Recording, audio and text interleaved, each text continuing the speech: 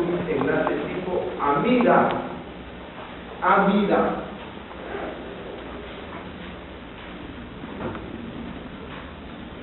Entonces ya no tenemos dos aminoácidos. ¿Qué tenemos? Ya no tenemos dos aminoácidos. ¿Qué tenemos? ¿Fuerte?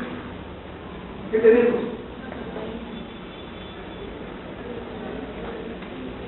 Piensen.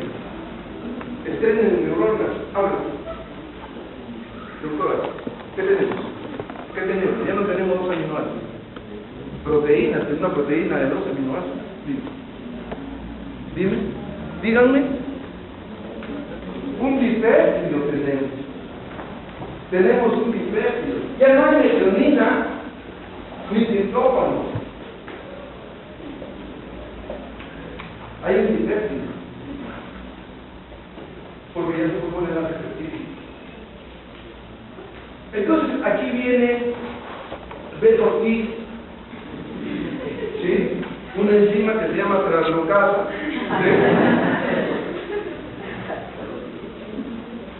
Para hacer la siguiente fase de la síntesis de proteína que se llama la translocación. Ojo, la translocación se da cada vez que viene un tercer aminoácido, un cuarto aminoácido, un quinto aminoácido. Es decir, a partir del dipéptido,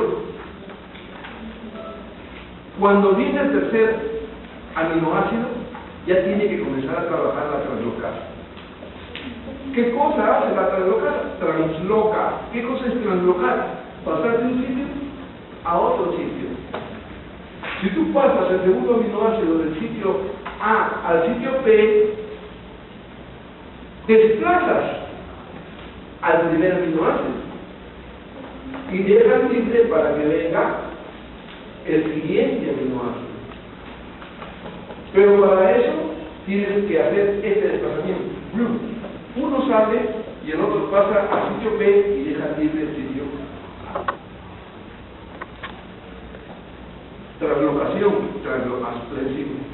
Todas estas enzimas de que estoy hablando se encuentran en el ribosoma, no están sueltas en el citosoma, se encuentran en el ribosoma.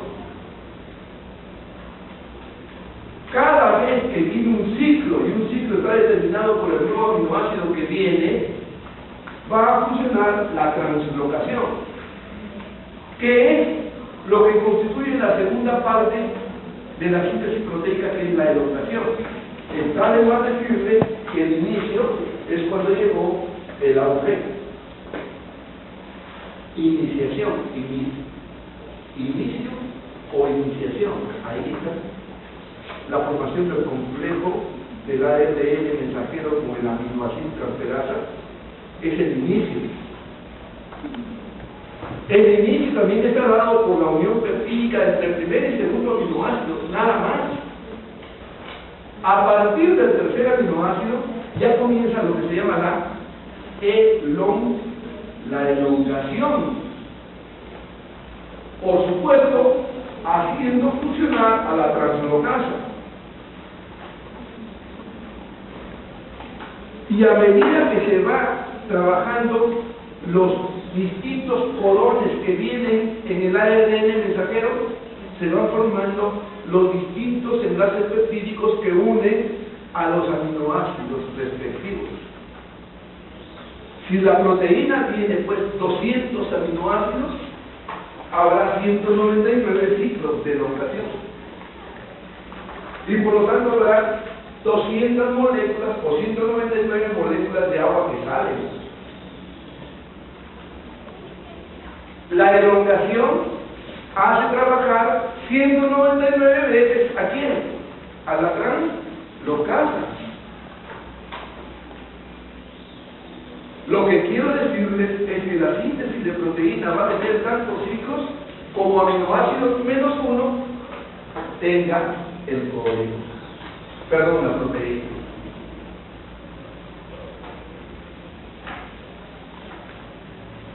Entonces, si bien es cierto que el código genético está aportando la información, ¿Quién dicta la secuencia de los aminoácidos?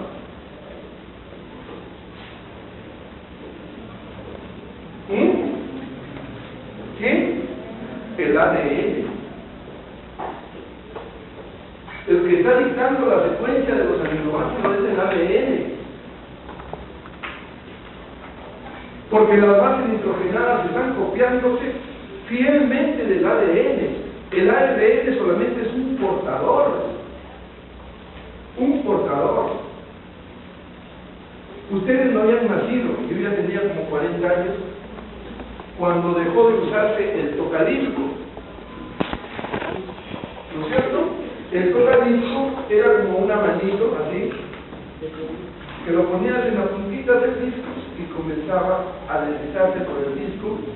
¿Y qué se producía? La música. Garlopa le llamaban.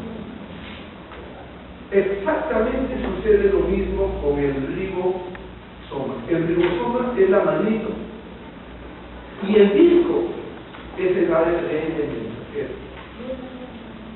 Y el que se desplaza por el disco es el ribosoma. El ribosoma va leyendo, traduciendo lo que quiere el ADN a través de su mensajero, que es el ARN. No se pueden perder ningún detalle, no puede haber un salto de ninguna base nitrogenada, porque se supone que esa información ha sido perfectamente copiada. Entonces, ¿qué tenemos? Tenemos una secuencia de aminoácidos dictada por una secuencia de tripletes codificadores. Finalmente, si la proteína de 200 aminoácidos, en el puesto 201 viene un codón. Hínchalo. Que creo que es uno de los tripletes intensivos, ¿sí?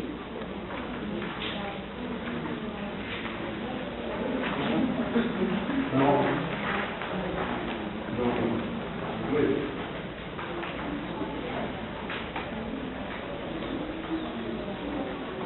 Stop. Ahí está en oscuro, está. En oscuro está.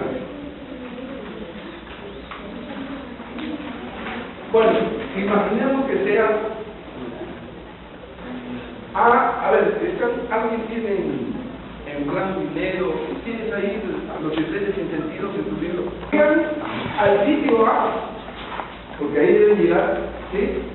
Ustedes memorísticamente o mnemotécnicamente, que es distinto ser memorista que mnemotécnico, ustedes pueden poner al sitio aminoácido como asesor, para que sepan que ahí llega primero. ¿Ya? Y al sitio P como el sitio peptidil, donde se realiza el sitio peptidil, el enlace peptídico. Una vez, imaginemos que la proteína sea de 200 aminoácidos, en el puesto 201 llega al sitio A el triplete UAA. ¿Qué debería convocar? A un ARN de preferencia que traiga un aminoácido X, pero no llega ningún aminoácido. Al no llegar ningún aminoácido, viene la translocasa y lo pasa al sitio P y ya no hay enlace peptídico. Al no haber enlace peptídico, es como si le soltaran la mano a lo sueltas y la proteína ya se ha sintetizado. Entonces, eso marca lo que se llama la terminación de la traducción. ¿Quién hace que se termine la síntesis proteica?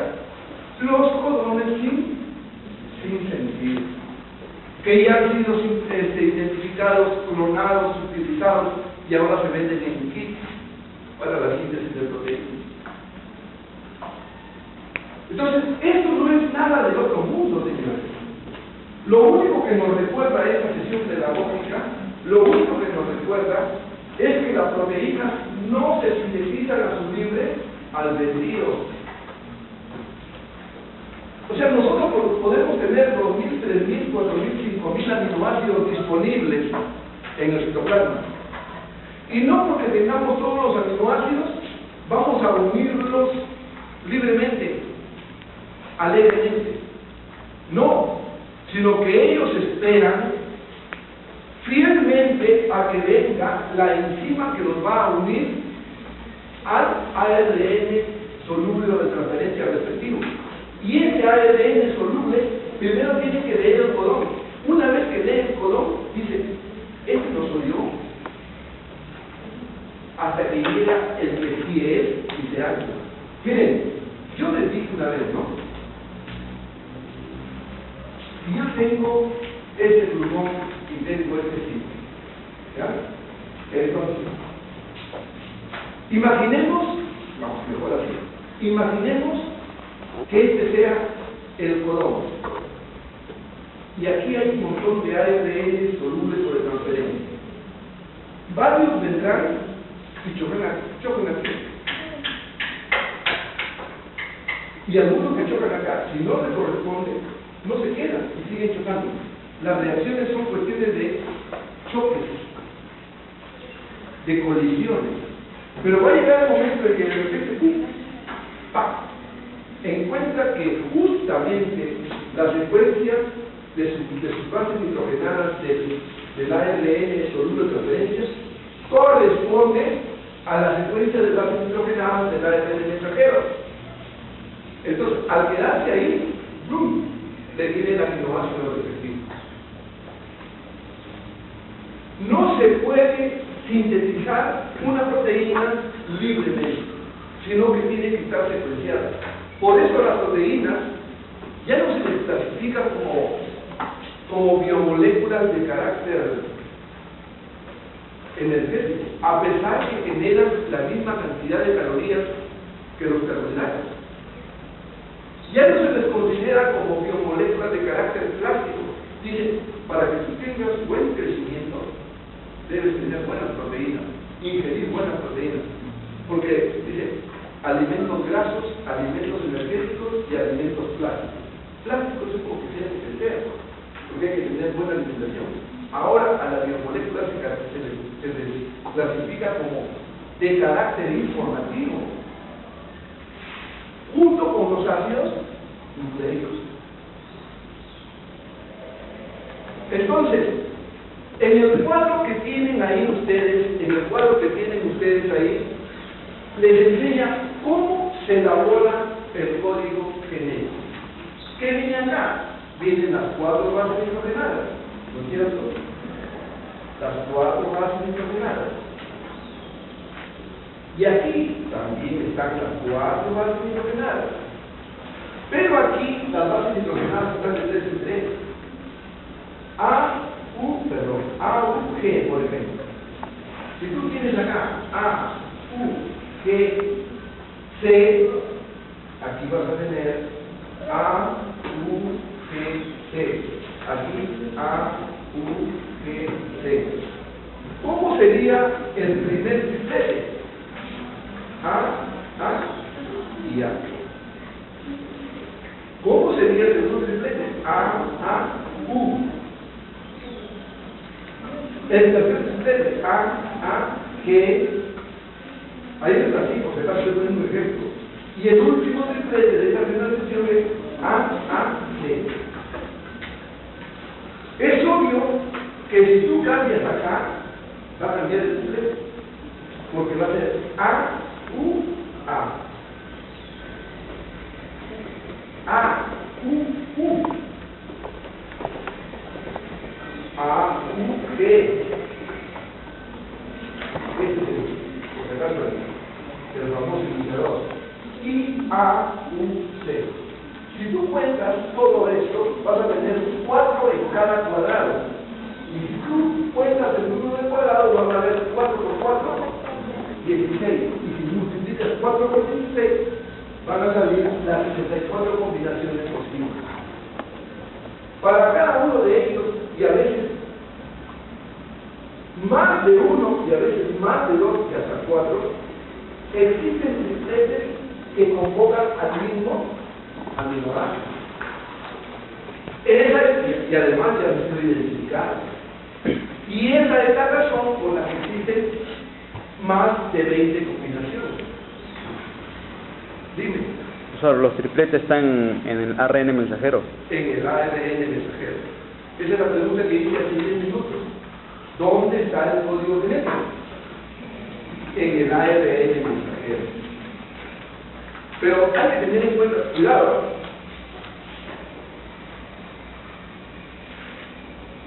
La secuencia de aminoácidos, la secuencia de bases nitrogenadas, las tiene tanto el ADN como el ARN, ¿no es cierto? ¿Me dejo entender? Claro, está la secuencia de...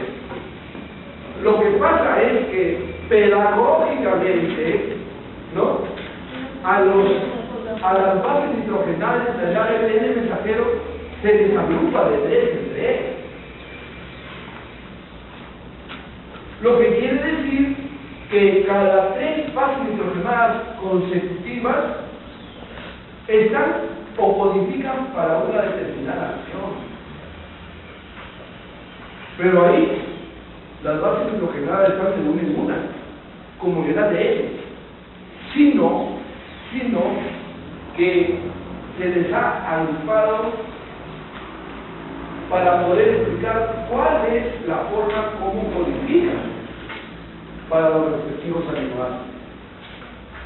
Quiero decir, si el ADN tiene esto, bases nitrogenadas, el ARN no tiene esto así, como si estuvieran así. No son paquetes, son unidades individuales que los científicos, por conveniencia, agrupan de 3 en 3 para formar un polímero, un codón, una clave. Pero eso solamente ocurre en el ARN. ¿Y en los genes, profesor, cómo se agrupan? En los genes están como bases nitrogenadas, perdón, como nucleótidos. A ver, vamos a hacer esto. Este aquí es desde aquí hasta acá, es el gen de la insulina. ¿Cómo están las bases nitrogenadas ahí? Unidas complementariamente, ¿sí o no? Muy bien. ¿Qué cosa viene a pasar ahora en la transcripción? Se abre una hebra con sentido y una hebra sin sentido. Y la con sentido expone sus bases nitrogenadas de una secuencia de nucleótidos. Yo cuando digo bases nitrogenadas es porque es la parte del nucleótido que queda expuesta.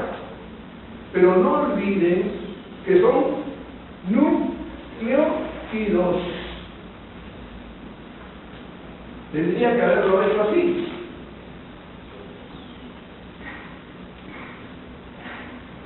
D, O, así. Tendría que haberlo hecho así. Pero ¿qué queda aquí? Las bases nitrogenadas. Pero las bases nitrogenadas que forman parte de quién? De un nucleótido que tiene su pentosa y su ácido fosfórico, que tiene su pentosa y su ácido fosfórico. Estas secuencias, entiéndanlo bien, para que quede claro, son secuencias nucleotídicas.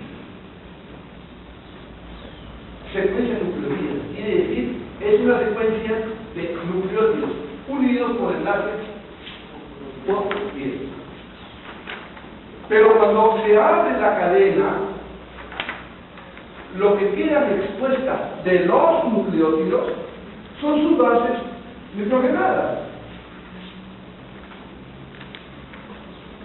Esta secuencia de bases nitrogenadas no viene a ser más que la secuencia de los nucleótidos respectivos. Y esta secuencia es así como está la información de los genes. Lo que pasa es que el ADN no puede dirigir la síntesis de esa proteína. entonces copia la ARN polimerasa, copia esa información así. Y una vez que la copia, sale. ¿Trayendo qué? Trayendo la información del ADN transcrita en el ARN. Y ese se va ¿a dónde? Al ribosoma. Y del ribosoma lo viene leyendo. Y de 3 en 3 lo convierte en un aminoácido. Es decir, jala un aminoácido. No estoy diciendo que la naturaleza del ADN y el ARN mensajero sean distintos. Van a ser todos los distintos, que significa que en lugar de timina va a tener uracilo, y en lugar de desoxirribosa va a tener ribosa, y en lugar de ser bicatenario va a ser monocatenario. Esa es la única diferencia.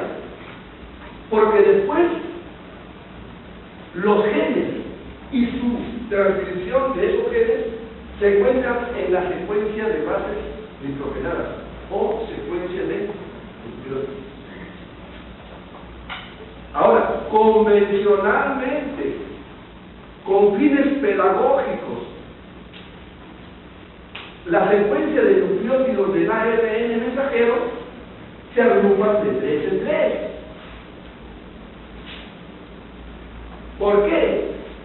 Porque se ha determinado que ese es el número de combinaciones posibles, que es la secuencia mínima de bases nitrogenadas para dar lugar a los aminoácidos convocables. La posibilidad de combinación está dada por esa fórmula. 4 bases nitrogenadas en combinaciones de 3 en 3 se pone 4 al cubo y sale 64. Esas son las 64 combinaciones posibles. Y después de Severo Ochoa se encontró que de los 64 odones solamente 61 eran para llamar aminoácidos. La pregunta es, ¿para qué sirven los otros 3? Y se determinó que eran para terminar la síntesis proteica y le llamaron codones sin sentido, porque los otros sí tenían sentido. ¿Por qué? Porque convocaban aminoácidos específicos. Por eso, pues, en los genes están en la secuencia de nucleótidos del ADN. Pero el ARN mensajero porta el código genético. Código es un sistema de claves. Es un sistema de claves, ¿no es cierto? Claves quiere decir que en lugar de decir que te espero en la cocina, ¿no? Se puede decir, por ejemplo, me voy al cucharón. Entonces, cucharón es sinónimo de cocina. ¿Cuál es la clave? Cucharón. No es cocina, es cucharón. ¿No? Por ejemplo, si te quieres ir al dormitorio, te puedes decir, te espero en el cate, o te espero en fin, pero algo tiene que decirle para que no sepas fuera, ¿no? Que lo que te la quiere llevar es a 4 o a la cocina. Y tiene que cambiar la clave, el código. Primero vas a tener que ir a la cocina para ganarte la confianza de los padres, pero después te puedes ir a 4. Cambias el código. Eso es. Miren, estas cosas, que es como un cuento, está completamente dilucidado.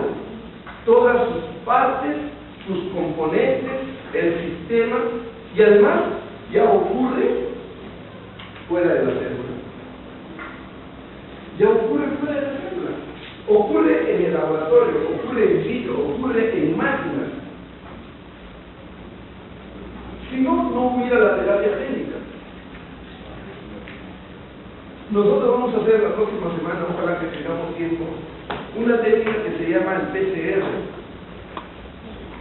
que son las siglas en inglés de la reacción en cadena de la polimerasa chain reaction. Y vamos a ver cómo, ¿no?, se ha logrado hacer todo lo necesario para que en los laboratorios tú puedas tener copias amplificadas en 3 horas de una sola molécula de ADN. Imagínate que te hayan violado o que te hayan matado y el asesino no se sabe quién es, pero hay sospechosos. Y en la muestra biológica, por ejemplo, en el semen o en una manchita o en un poquito de sangre que trató de volar, tú me encontraste un glóbulo rojo. No, tendría que ser un glóbulo blanco porque el glóbulo rojo no tiene núcleo.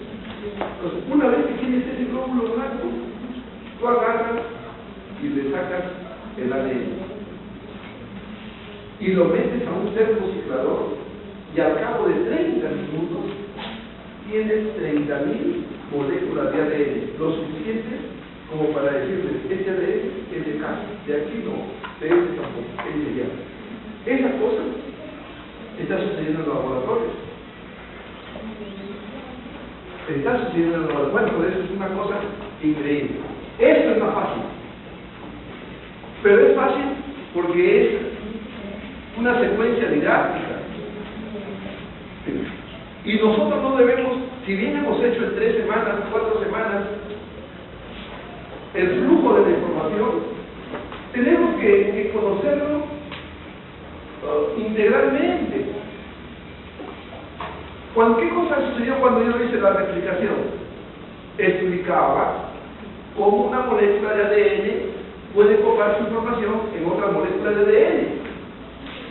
¿Para qué? Para que esa molécula de ADN pueda servir para dirigir la síntesis. Porque el portador de ese gen tiene que quedar por su molécula. ¿No es cierto? Yo no puedo tener una llave de mi departamento y dársela a una persona y decir, toma mi... Ya pues, ahora, ¿con qué entro yo? ¿Con qué entro yo? Le saco una copia, me quedo con la original o con la copia y le entrego la copia a la persona que quiere entregar el llave de mi departamento.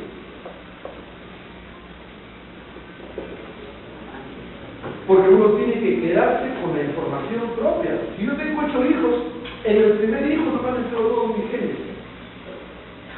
¿Y para el segundo qué le digo? No, pues a mi hijo tengo que darle una copia. Lamentablemente para él, me una copia. Y después, la transcripción. Y finalmente la traducción. Profesor, ¿todos los genes tienen el mismo tamaño o son diferentes? ¿Los genes? No. Buena pregunta. Miren, hay genes que son oligonucleotídicos. Oligonucleotídicos quiere decir que están formados por una pequeña cantidad de nucleótidos. Y por lo tanto, van a ser oligopéptidos sus expresiones. Por ejemplo, los genes para ARN de transferencia están formados por 300 nucleótidos. Teniendo en cuenta que está formado por 300 nucleótidos, ¿cuántos aminoácidos tendrá? ¿Cuántos? 300.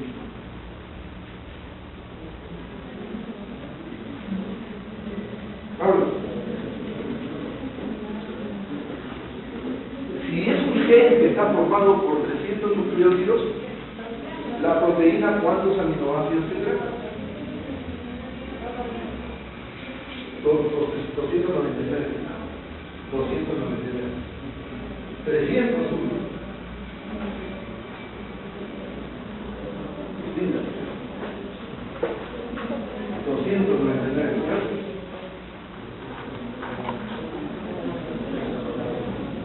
¿Está bien? Mejor me voy. 100. 100, señores, 100.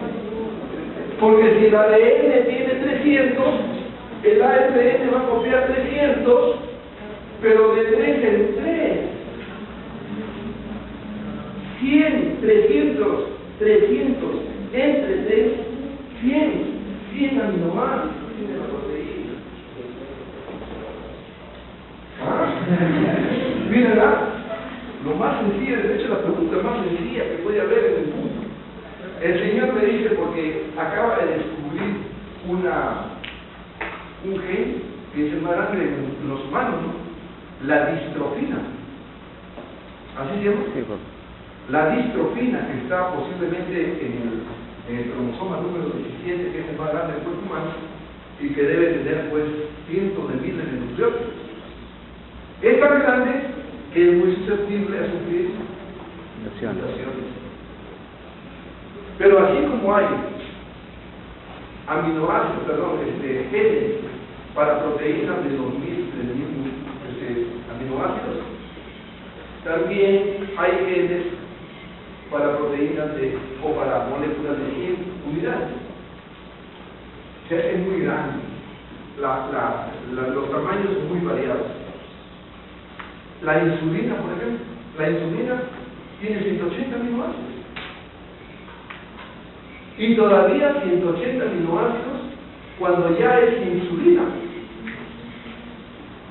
Porque antes se ha formado como cadenas polipeptídicas distintas. Pero eso será cuando hablemos de modificaciones post-traduccionales. Miren, la cosa no acaba en el polisoma, la cosa no acaba aquí en el ribosoma. ¿Qué cosa es lo que acabamos de fabricar, señorita? Ya terminamos. ¿Qué cosa es lo que acabamos de fabricar? Las proteínas. Acabamos de fabricar las proteínas. Específicamente, acabamos de terminar la síntesis de una proteína. Esa proteína va a ser distinta en su elaboración según se quede en la célula o según tenga que salir de ella. Porque hay proteínas, como muchas enzimas metabólicas, que han sido fabricadas para que trabajen dentro de la célula. Y ellos utilizan ribosomas vivos. Pero si esa proteína tiene que salir, como se dice en el valor comercial internacional, tiene que exportarse,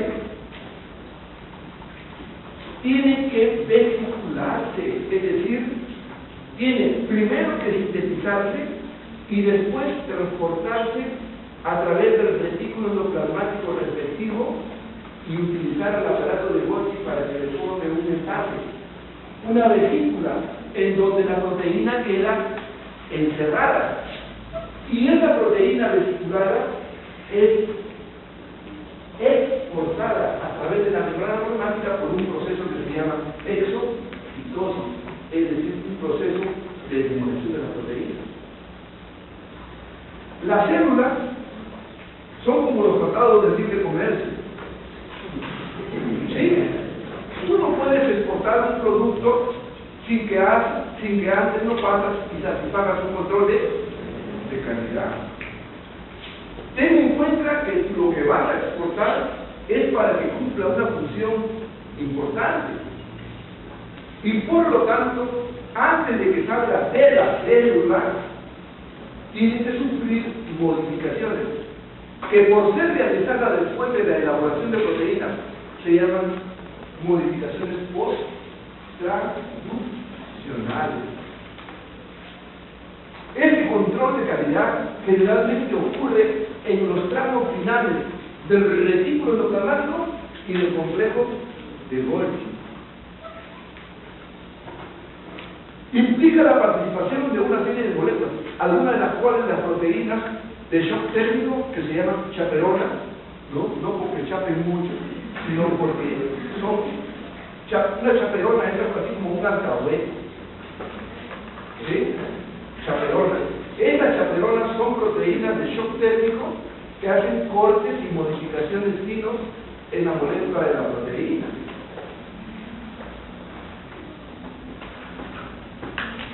Ese control de calidad implica también que las proteínas tengan que ser modificadas o metiladas o acetiladas en una serie, o glucosiladas en una serie de tramos de la proteína.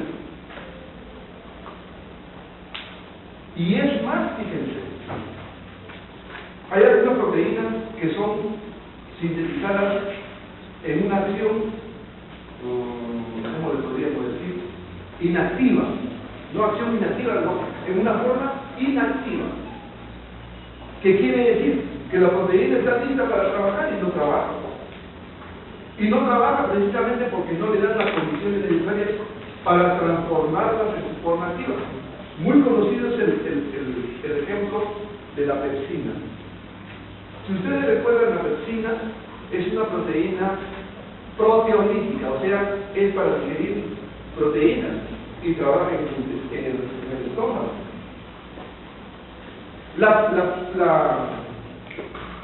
La pepsina es elaborada como pepsinógeno. Y el pepsinógeno no digiere nada. Pero si llega al sustrato y además hay ácido clorhídrico, el pepsinógeno se convierte en pepsina y degrada las carnes. Todas estas modificaciones, la proinsulina, hay 3 etapas de proinsulina. La proinsulina, la preproinsulina, es la forma como se elabora la insulina.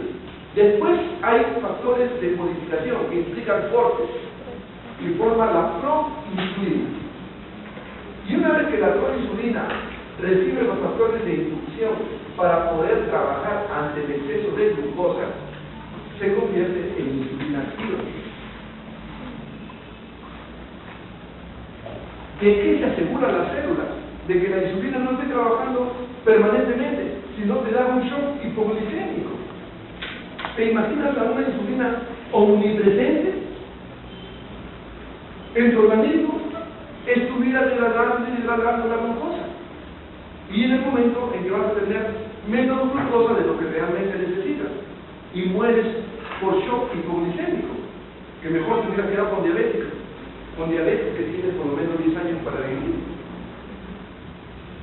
Entonces, las modificaciones postproduccionales implican una serie de modificaciones de las proteínas después que estas han sido elaboradas. No, yo lamento y les pido disculpas por no haber traído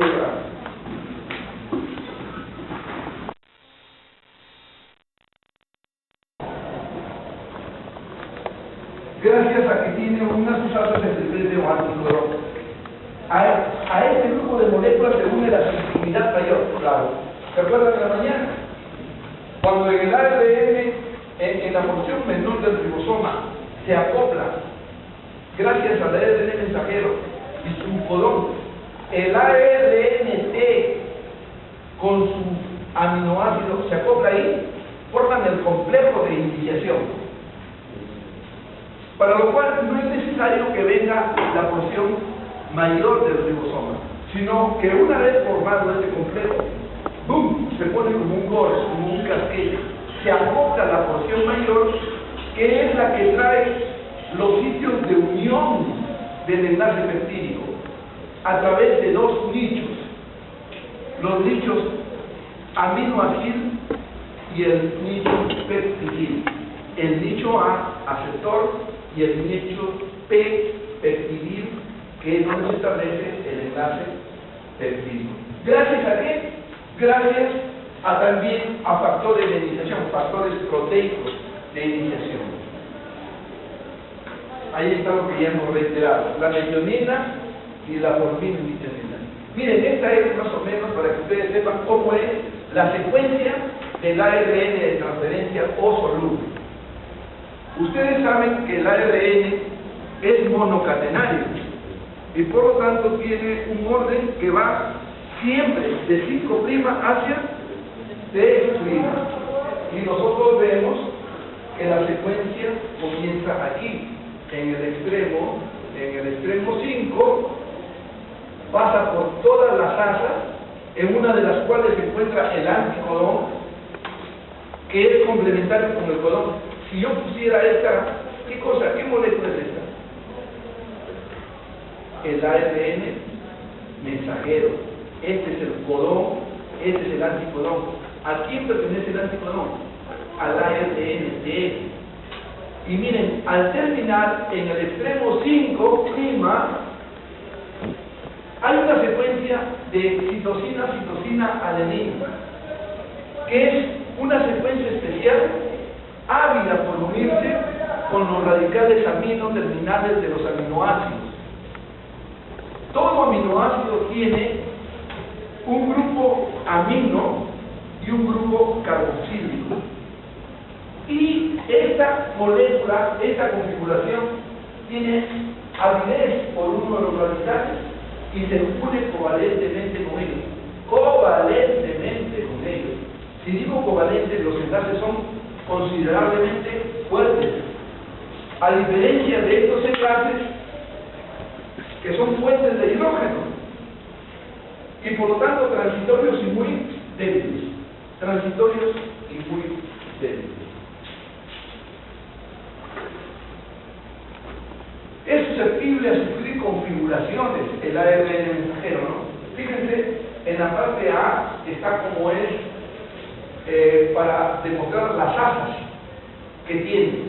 Cada una de estas asas, ¿no?, se puede constituir a partir de enlaces de fuentes de hidrógeno por complementariedad de base, ¿de acuerdo? Pero también puede sufrir modificaciones para adaptarse a la configuración de los aminoácidos y de los codones. La elongación de la cadena no viene a ser más que el crecimiento de la cadena. El pasaje del sitio A al sitio P, ¿no? Y cómo se van haciendo las uniones peptídicas entre los aminoácidos comprometidos en los nichos. Habíamos dicho que si yo tengo la metionina en el sitio P, ¿no es cierto?, va a venir otro aminoácido, el aminoácido del segundo, correspondiente al segundo codón, y van a formar un complejo diaminoácido, en la que, promovido por una enzima, que es la peptidil transferasa, hace el enlace peptídico respectivo entre los grupos carboxilo, alfa carboxilo, y no cualquier carboxilo, alfa carboxilo, con el alfa amino, mediante la extracción de una molécula de agua, se forma el enlace peptídico y ya tenemos el dipeptidil. El dipeptidil no viene a ser más que un dipéptido. Un dipéptido. En la elongación, la que hace los ciclos de elongación es la famosísima enzima translocasa, que va desplazando del sitio A al sitio P a los respectivos aminoácidos y sacando del sitio P ¿a quiénes? A los ARNT libres de su aminoácido. ¿Por qué libres de su aminoácido? ¿Por qué digo que la translocasa saca al ARNT del sitio P libres de aminoácidos?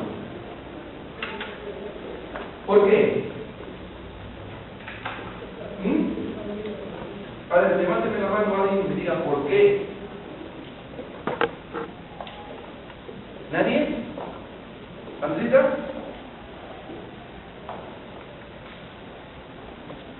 Porque el aminoácido ya está unido peptídicamente a otro aminoácido.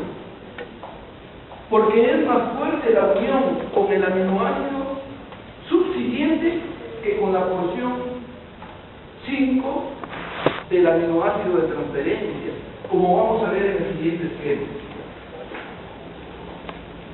Ahí está la peptidil transferasa, la enzima que hace el enlace peptídico. Como vemos, es una actividad energótica y se necesita de GTP aparte de los factores de elongación, que son factores proteicos. La translocación ribosomal es un proceso de esta naturaleza, pues, activo.